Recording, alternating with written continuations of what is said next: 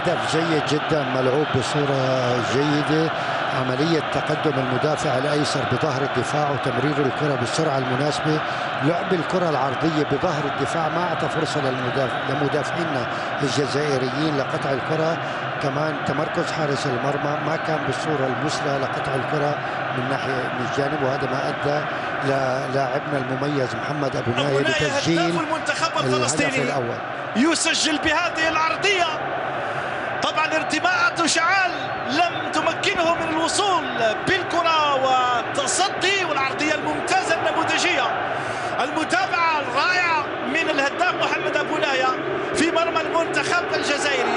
المنتخب الأولمبي 1 مقابل لا شيء. تغيرت النتيجة للمنتخب الفلسطيني. ألا تلاحظ دكتور بأن المنتخب الفلسطيني في الشوط الثاني لعب متقدم نوعا ما إلى الأمام عكس الشوط الأول.